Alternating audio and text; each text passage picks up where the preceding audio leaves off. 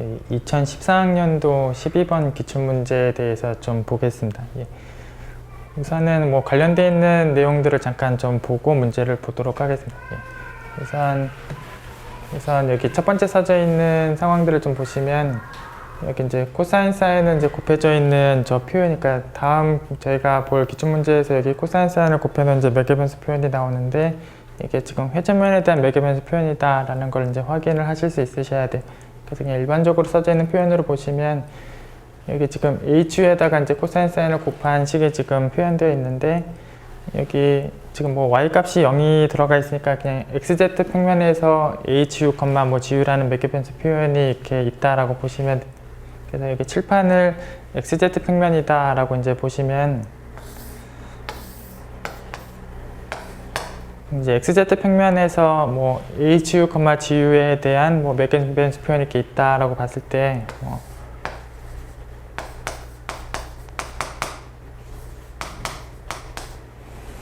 그래서 여기 xz 평면, 여기 뭐 칠판 평면에 뭐 이런 형태의 지금 매개변수 표현이 지금 있을 때 얘를 z축을 중심으로 이렇게 회전을 시키면 이제 곡면 형태가 이제 생길 텐데 결국은 여기를 지금 z축을 중심으로 이렇게 회전을 시키게 되면 이 z좌표는 뭐 회전을 할 때, 그러니까 회전을 하더라도 이 z좌표는 계속 일정하게 이 값이랑 같아요. 그래서 여기 회전을 하더라도 이 값은 그대로고 회전했을 때 여기다 코사인 사인을 곱한 표현으로 쓰면 된다. 그래서 여기 HU에다가 이제 코사인 사인을 곱하고 여기 이제 세 번째는 이제 그대로 써져 있는 저 표현이 이런 형태를 이제 z축을 중심으로 회전시킨 표현이다라는 걸 아시면 돼요. 그래서 저희가 볼 이제 기출문제가 여기 위에다가 이제 코사인 사인이 곱해져 있고 이제 뒷좌표가 지금 이렇게 써져 있을 때 이제 6,2분의 u제곱이라는 그러니까 여기 xz 평면에서 6,2분의 u제곱 그러니까 여기 포물선 같은 매개변수 표현이 되겠죠. 그래서 여기 예제 같은 경우는 그러니까 여기 지금 기출문제에 나와 있는 요 곡면 표현은 xz 평면에서 6,2분의 u제곱 그러니까 포물선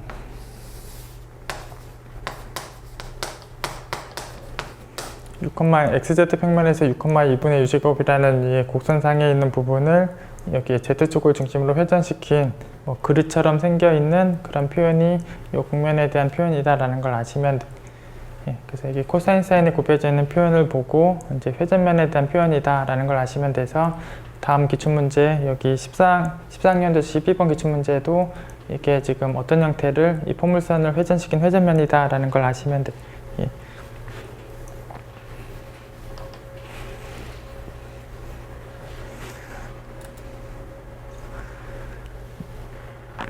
그래서 저희가 확인할 그 기출문제가 이제 회전면이 나오는데 저희가 그 회전면에서 이제 그 경선하고 위선은 이제 주곡선이다라는 걸 또 아시면 돼요.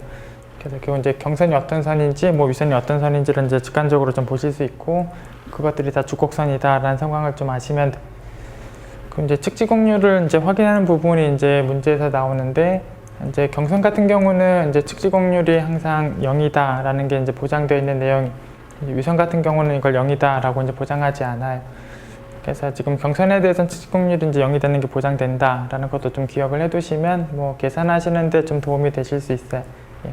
그래서 뭐 경선에 대해서는 측지곡률이 0이다 그리고 뭐 경선하고 위선은 다 주곡선이다 이제 이런 부분들은 이제 기억을 좀 해 두시고 이따 이게 0이 되는 걸 또 직관적으로 좀 설명을 좀 드리도록 하겠습니다.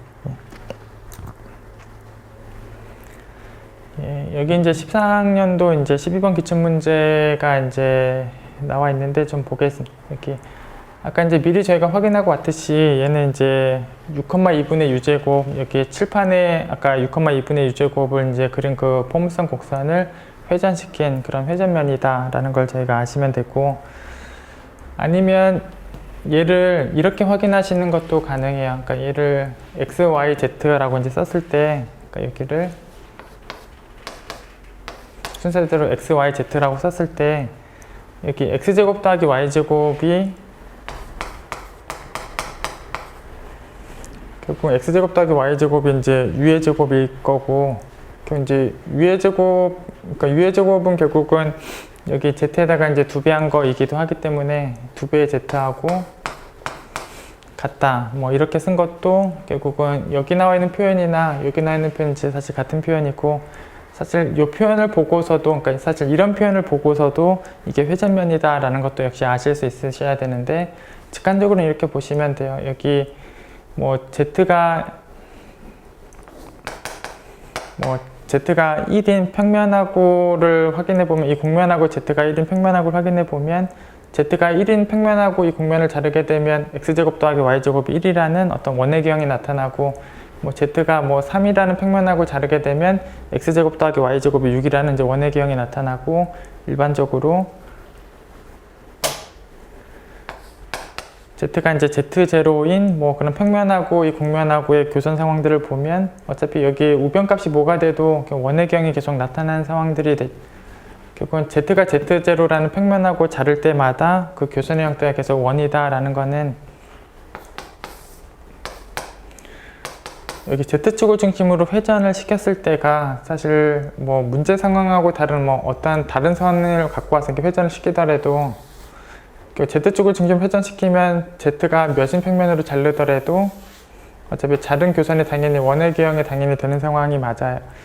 그래서 Z가 1인 평면으로 자르든 Z가 3인 평면으로 자르든 Z가 Z0인 평면으로 자르든, 자르는 평면으로 자를 때마다 그 교선의 형태가 계속 원이 되는 형태가, 뭐 어떤 평면하고 잘라도 계속 원이 되는 형태가 나오는 게 Z축을 중심으로 회전시킨 거다라고 보실 수 있어요. 그래서 이런 식을 보고 나서도 결국은 이런 평면으로 자를 때마다 계속 원의 기형이 나타나고 Z축을 중심으로 회전시킨 회전면이다라는 상황을 역시 아실 수 있어요. 그래서 이런 표현을 보고선, 혹은 이런 표현을 보고선 저희가 지금 회전면이다라는 걸 역시 아셔야 돼요.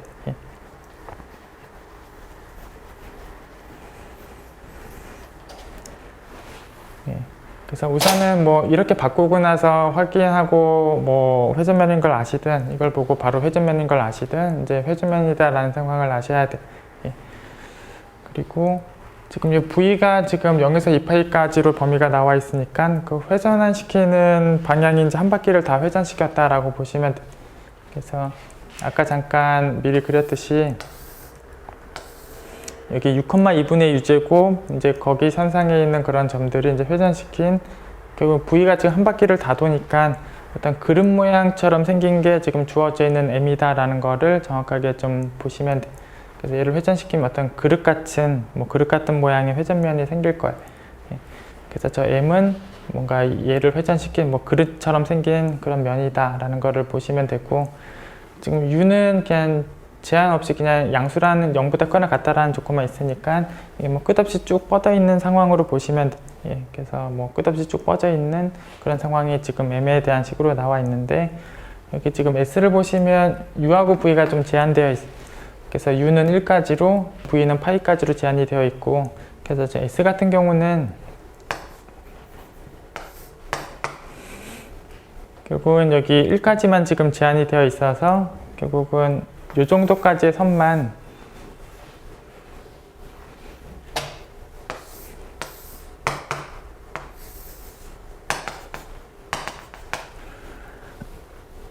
이게 아까 이제 6,2분의 U제곱이 없으니까 뭐 이럴 때는 2분의 1. 그래서 이런 선만 지금 회전을 시킨 상황으로 보시는 게 저 S고, 지금 V도 범위가 지금 이 파이까지로 제한이 되어 있으니까 이 회전하는 각도 지금 반바퀴만 회전하고 있는 상황으로도 직관적으로 생각을 하시면 돼요. 그래서 이 부분 같은 경우는 역시 모형을 가지고 좀 설명을 드리도록 하겠습니다. 제가 지금 작은 모형하고 이제 큰 모형을 지금 두 개 준비를 했는데, 정확성은 좀 작은 모형이 좀 더 정확한데 뭐 보시기에는 큰 모형이 좀 더 시각적으로 편해서 저희가 주로 큰 모형을 가지고 설명을 드리도록 하겠습니다. 그래서 여기 지금 원래 주어져 있던 M은 한 바퀴를 다 돌고 있으니까 이제 그릇 같은 모양인데, 지금 여기 V의 범위가 제한되는 S 같은 경우는 반 바퀴만 돌았다라고 보시면 되고, 뭐 같은 표현으로 이 그릇 전체를 반을 뚝 잘랐다라고 보시면 되겠죠.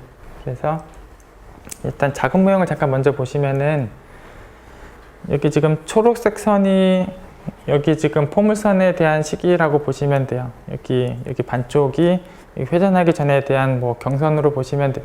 그래서 요 선이 요 경선이다라고 좀 보시면 되고, 그러니까 반바퀴를 이렇게 회전했다라고 보시면 돼요. 그래서 반바퀴를 이렇게 회전했다라고 보시면 이렇게 위에서 내려다보면 이렇게 반원 모양이 보일 거예요. 얘가 이제 반바퀴만 돌았으니까 위에서 내려다보면 이렇게 반원 모양이 보일 거고, 이렇게 옆에서 보시면 이렇게 포물선 모양이 생길 거고, 어차피 반바퀴만 돌았으니까 돌아간 반대쪽에도 같은 포물선이 그려질 거예요. 그래서 그냥 이걸 그냥 한꺼번에 그냥 포물선처럼 생겼다라고 보셔도 뭐 관계가 없어서 그냥 같은 평면 안에 이런 포물선이 있는 상황이고, 위에서 내려다보면 이렇게 반원이 있는 그런 상황으로 보시면 돼요.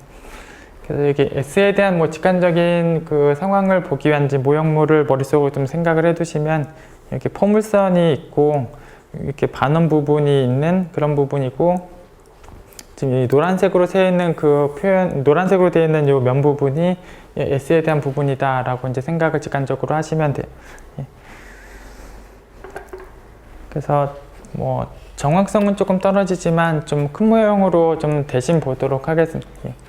그래서 제가 이 모형물을 좀 갖고 왔는데 좀 비슷한 색깔로 여기를 아까 그 경선으로 보겠습니다. 여기 포물선. 그래서 여기를 지금 포물선으로 보고, 위에서 내려다보면 이제 반원인데 이게 약간 뭐 반원처럼 안 보이실 수도 있는데 이걸 잠깐 반원이라고 잠깐 생각을 해주세요. 그래서 이게 반바퀴를 돌았으니까 여기 이제 반원 모양이 있고, 여기 지금 회전하기 전에는 지금 경선의 모양이 있는, 그러니까 포물선 모양이 있는 이곡면이고, 여기 지금 목재 부분으로 되어 있는 이 부분이 여기 S에 대한 부분이다 라고 이제 보시면 돼요. 예. 그래서 직관적으로는 이 정도를 좀 머릿속으로 좀 생각을 하고 계시면 돼요. 어쨌든 이게 회전면이고 지금 반바퀴만 돌아서 방금 목재 교구에 대한 면을 좀 머릿속으로 좀 생각을 해 두시면 되고, 이제 질문은 그 경계 부분에 대한 측지공률을 확인하는 부분이 나오는데, 예, 다시 한번 잠깐 보시면 이 목재면에 대한 경계 부분이 크게 두 가지 부분이 있는데, 여기 포물선 부분이 있고, 포물선 부분이 한 부분 있고, 여기 반원 부분이 있어요. 그래서 경계가 크게 두 가지 부분이 있는데, 여기 반원 부분하고 여기 포물선 부분이 이제 경계 부분이. 예, 그래서 그 경계들에 대해서 이제 측지공률 값들을 구해서 뭐 전 측지공률을 이제 구하라라고 이제 질문이 나오고, 뭐 절대값까지 한 걸 구하라라고 나와 있고, 밑에 이제 박스 안에 결국 구하는 거는 사실 두 가지 부분에 대한 경계 부분이 있어서, 여기 반원 쪽에서도 이제 측지공률들을 계산을 하고, 여기 포물선 쪽에서도 측지공률들을 따로따로 계산을 해서 각각 그 선들마다 다 따로따로 계산해서 이제 다 더하는 걸로 계산을 하시는 거예요. 예. 그래서 저희는 이제 경계가 크게 두 가지 부분이 있고, 그 두 가지 부분마다 이제 다 계산을 하시면 되는데,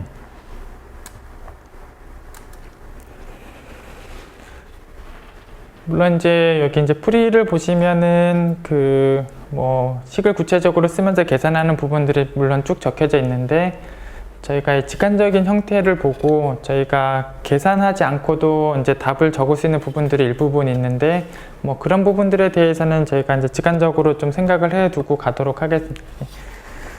우선은 아까 시작하기 전에도 잠깐 명제로 있었는데, 그 경선에 대해서 측지공률이 0이다 라는 부분을 뭐 직관적으로 잠깐 생각을 해 보도록 하겠습니다. 조금 큰 모형인 예를 가지고 계속 말씀을 드리도록 하겠습니다. 여기 이 포물선이 지금 회전하기 전의 선이고, 얘가 지금 경선이에요. 그래서 이 목재교구에서 보자면 얘가 지금 경선인데, 그러니까 정확하게 이 반쪽이 지금 경선이고, 그러니까 이제 돌아가다 보니까 이제 반대쪽에도 똑같은 포물선이 반대쪽에도 있어요. 그래서 얘가 지금 경선인데, 이 경선 쪽에서 측지공률 값들이 항상 0이다라는 걸 이제 직관적으로 좀 보시면, 어차피 이 경선에 있는 상황들의 이 선이 어차피 지금 평면 곡선이에요. 어차피 여기서 돌아가기 전부터 여기 칠판 평면에 있던 선이니까 당연히 경선 자체는 일정한 평면에 들어가 있는 평면 곡선이에요. 그러니까 사실 점이 바뀌더라도 B의 방향은 계속 일정해요. 어차피 이 경선 자체가 이 칠판에 있기 때문에 점이 계속 바뀌어도 그 평면하고 수직한 방향이 비방향이니까 결국은 점이 바뀌어도 이 빨간 분필이 가는 방향이 계속 비방향이에요. 예. 그러니까 이게 점들이 계속 바뀌어도 B의 방향은 이제 일정해요. 이제 B의 방향은 어차피 일정해요.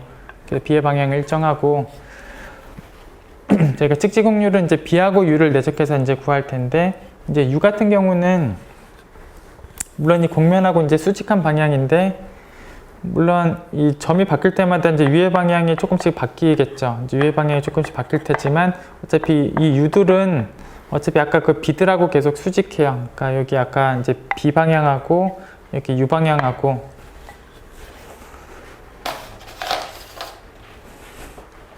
그래서 B는 지금 평면 곡선 안에 있는 B니까 이제 평면 전체하고 이제 수직한 방향이니까 이제 이 점들마다 이제 하얀 분필이 가는 게 이제 B 방향이고, U는 곡면하고 수직한 방향이니까 이게 지금 U 방향들이에요. 점마다 이제 이게 U 방향들이고, 사실 점이 계속 바뀌어도 이 사이각은 계속 90도 상황들이 돼요. 예. 예. 점이 계속 바뀌어도 U가 가는 방향하고 B가 가는 방향은 계속 90도 관계가 계속 유지되는 상황들을 직관적으로 좀 생각을 하실 수 있어요. 예.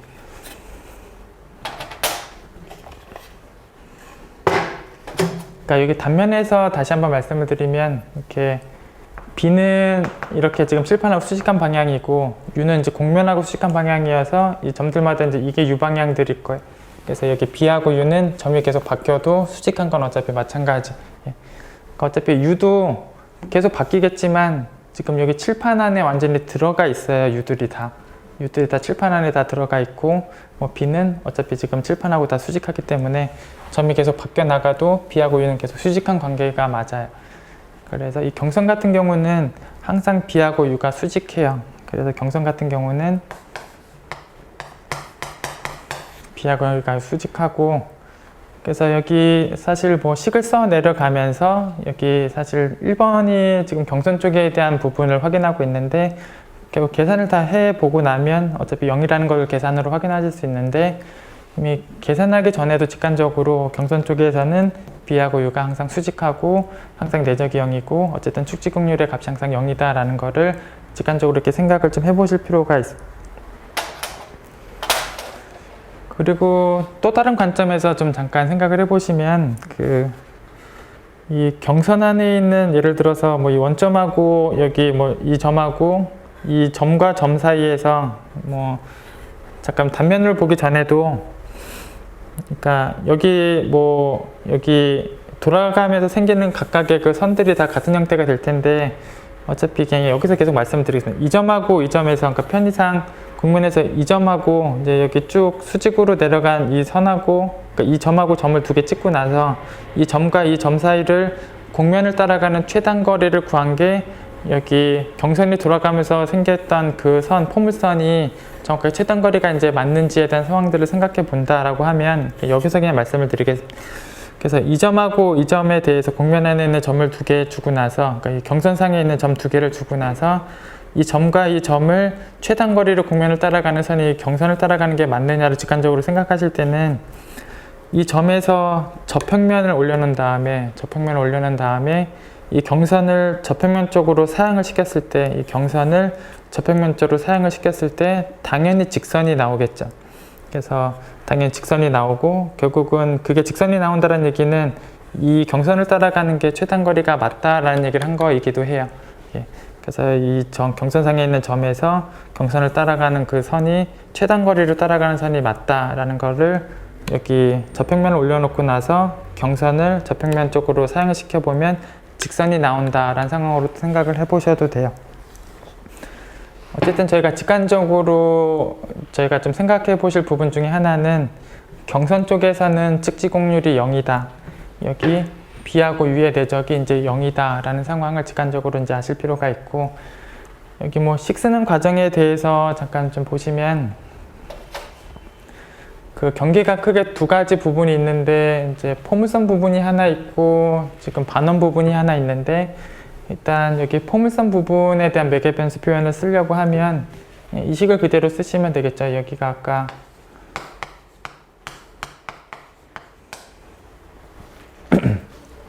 xz 평면에서 6,2분의 u제곱, 거기에 대한 식이고, xz 평면의 y좌표는 지금 0이어서 뭐 t,2분의 t제곱 y를 0이라고 쓰고, xz를 뭐 t,2분의 t제곱 그렇게 쓰는 게 이 경선에 대한 매개 변수 표현을 정확하게 쓴 거랑 같아요.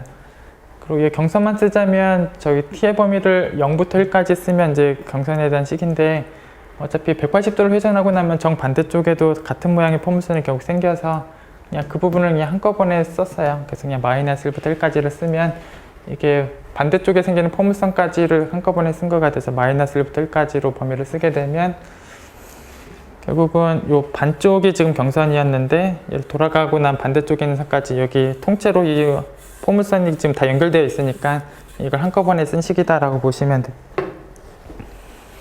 그래서 이 알파1이라는 거는 이제 포물선에 대한 식이다 이렇게 보시면 되고, 그리고 얘가 이제 반바퀴를 돌았으니까 여기 그 반원이 있는데, 예, 이거 이제 반원으로 봐주세요. 그래서 이게 지금 위에 이렇게 반바퀴를 돌아가고 있는 반원이고, 이 원에 대한 매개 변수 표현은 당연히 이 길이가 반지름 길이에요. 이게 돌고 있으니까 이 길이가 반지름 길이고, 물론 반지름 길이는 지금 1이에요.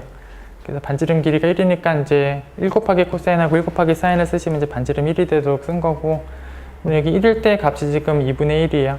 그래서 여기 계속 돌아가는 반원에 대해서 z값은 계속 2분의 1이고, 그래서 여기 반원에 대한 매개 변수 표현을 이렇게 쓰시면, 물론 반원이니까 이 t의 범위를 0부터 파이까지라고 쓰면 이제 반원에 대한 표현을 정확하게 쓴 거가 되죠.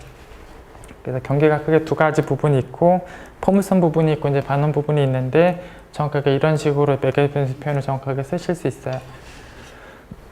그래서 그냥 첨체에다 각각 1과 2를 썼고, 그래서 계속 뭐 여기 곡률들이나 뭐 비벡터에다가도 똑같이 첨체에다가 1을 쓰고 2를 쓰는 식으로 이제 표현을 지금 써드렸고, 그 다음에 그 U 같은 경우는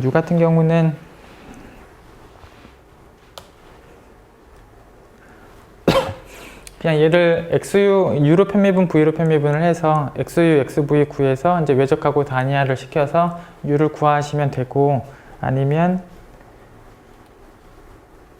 여기 구해져 있는 U 같은 경우는 그냥 얘를 이용해서 이제 구한 U가 여기 뭐 둘 중에 하나를 이제 이항을 시켜서 이제 그레디언트 벡터를 구하는 걸로 지금 U를 지금 써드렸는데, 뭐 예를 들어서 여기 좌변을 우변으로 이항을 하면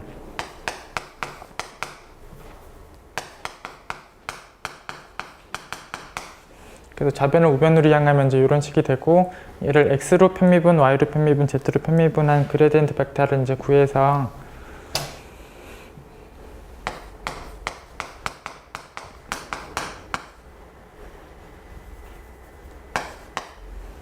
그래서 여기 x로 편미분, y로 편미분, z로 편미분한 식을 얘를 단위화를 시키면 되고, 그래서 방향 같은 경우는 마이너스 x, 마이너스 y 1을 뭐 2를 다 뺀 마이너스 x, 마이너스 y 1 그렇게 쓴 게 방향이 같고,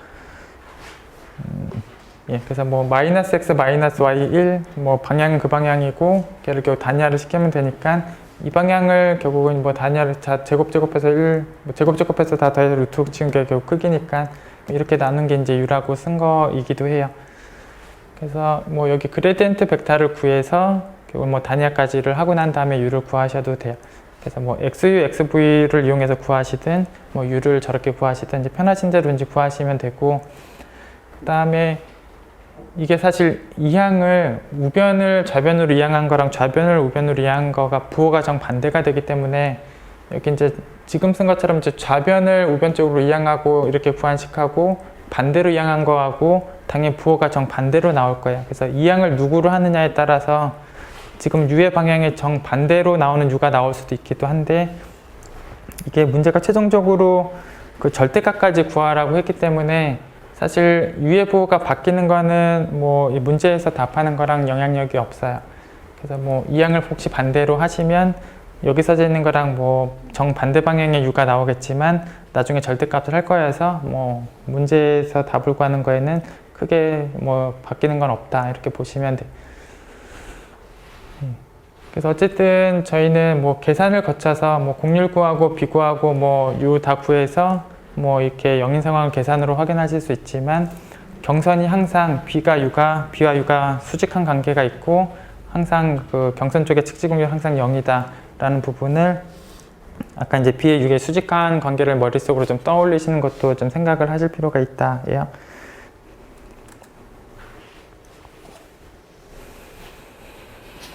예, 그 다음에 이제 남은 이제 반원 쪽에 대해서도 이제 결국 측지공률을 이제 구하시는 부분이 이제 필요한데, 그 반원 쪽은 결국 여기 돌아가고 있는 이 원은 이제 위선인데, 위선 쪽은 그 측지공률이 또 경선처럼 0이라고 생각하시면 안 돼요. 그러니까 여기 조금 더 정확한, 좀 작지만 좀 더 정확한, 여기서 잠깐 말씀을 드리면,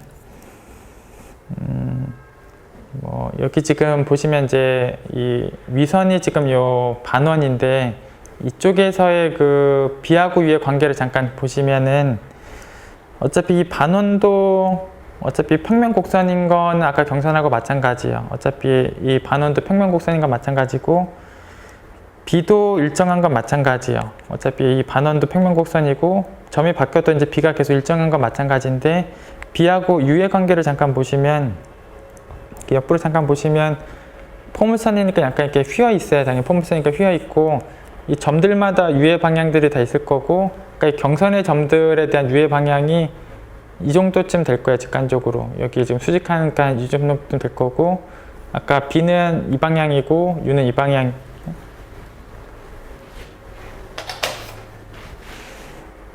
그래서 이 어차피 평면 곡선이니까 B의 방향은 이 원들을 갖고 있는 평면하고 수직한 200의 B 방향이고, 자 세워서 보시면 이게 B 방향이고, 어차피 곡면은 이렇게 약간 휘어 있기 때문에 곡면하고 수직한 방향이 이 정도쯤 될 거예요.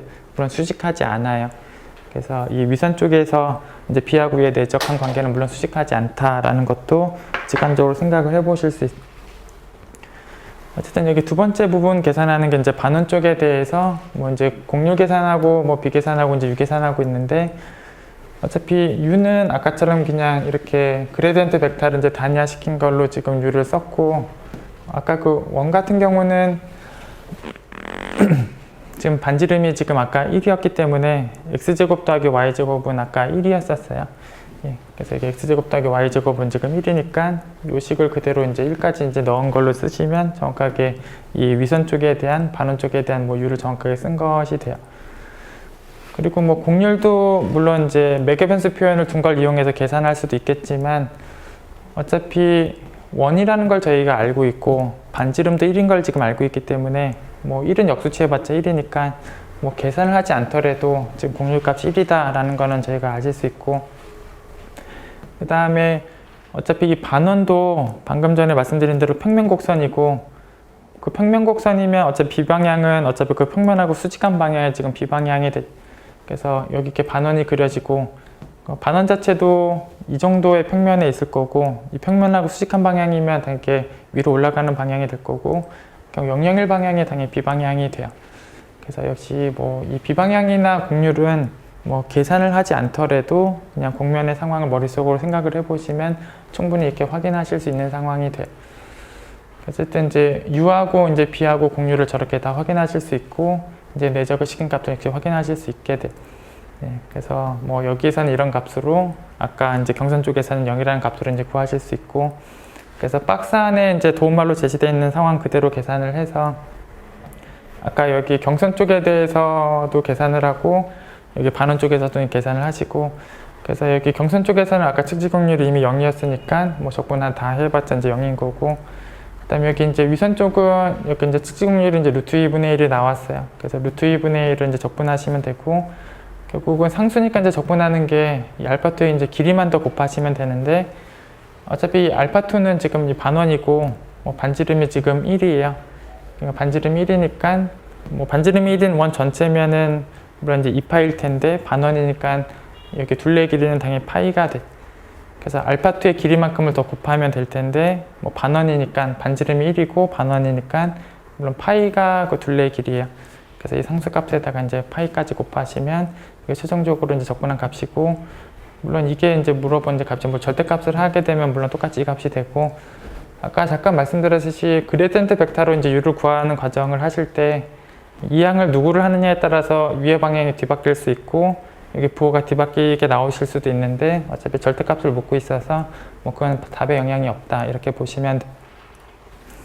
어쨌든 이 문제에서 저희가 전체적으로 좀 알고 계셔야 되는 부분에 대해서 그냥 말씀을 드리고 마치도록 하겠습니다.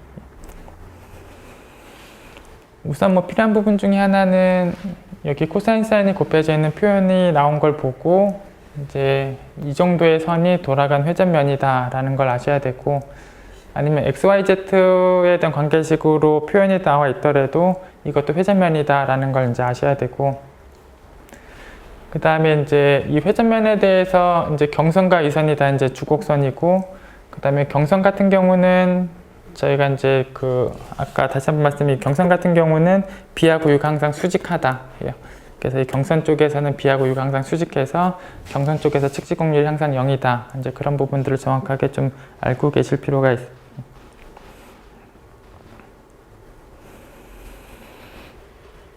예, 그리고 여기 그냥 숫자만 좀 바뀌어 있는 문제를 하나 드렸는데, 뭐 계산하는 방법은 뭐 방금 기출문제하고 완전히 같은 흐름으로 이제 계산을 하시면 돼서, 그냥 뭐 국면의 식이나 이제 UV의 범위만 약간 바뀌어져 있는, 뭐 숫자만 약간 바뀌어져 있는 문제고, 계산을 한번 확인을 좀 해보시라고 지금 적어 드렸어요. 그래서 뭐 계산을 정확하게 해서 뭐 답을 정확하게 한 점 맞춰 보시는 거를 한번 해보시면 좋겠습니다. 예, 저희 오늘 시간 여기까지 하겠습니다.